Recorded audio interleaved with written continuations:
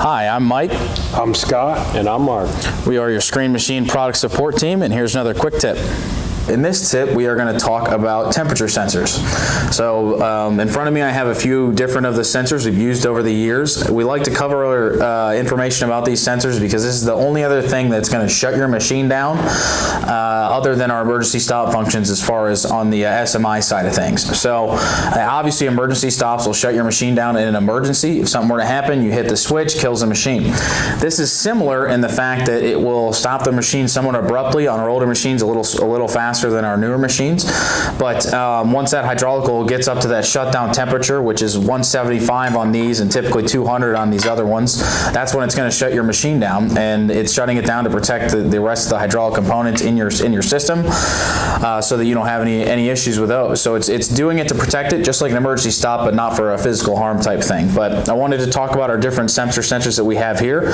So this is going to be our Tier 3 machines and our Tier 4 107 and 514 are going to use this style temperature switch right here.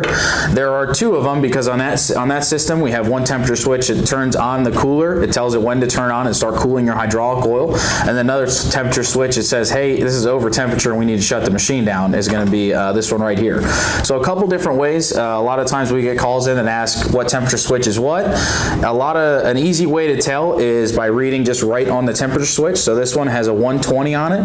This one has a 175. So that way you know this one 120 degrees is when it activates its temperature switch. This could be your low temperature switch. 120 degrees is when it's going to kick that cooler on.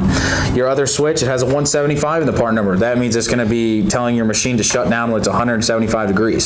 So another good tip about knowing which one is which is these ones are in the ports on the coolers that are going to be a lot larger. The port that this one's going in the cooler is going to be about 2 times the size of the smaller one that the low temperature switch is going into. So like I said, these are on our Tier 3 machines and our 514 and our 107T Tier 4 use these style temp switches. This is going to be the next one up in line here. Is this one that I've got in front of me, and then this other one as well are on our Tier 4 machines only. This one is going to be on our Tier 4 machines without an input module. So our crushers are still currently using these, and a handful of our other machines. Anything that has an input module, a module bank that all the sensors go back and plug into, is going to be using this one. These both work very similar. On the old style, there's 2 different temp switches that are going to, one of them is going to turn on the cooler, one is going to kill the machine. These do both. So now that we have our controllers and our programming in our machines, we now tell our program to use this one sensor. When it hits 100 degrees, it'll turn the coolers on. In this case, when it hits 200 degrees, it will shut the machine off.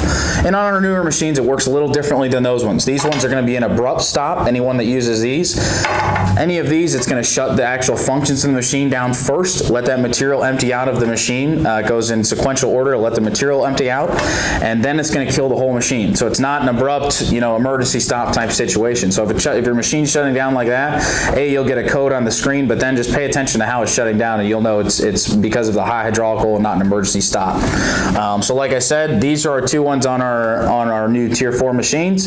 One of them's got an M12 connection on the back. You need to make sure this connection is tight. If this connection does loosen up, this one works off resistance, so it will give you a false reading. So make sure everything's nice and tight when you hook a new one of these up, if you have to. And then this one is very similar, but it works off voltage instead of resistance, and it's got a nice sealed Deutsch plug connection on the back. So a little different one right there.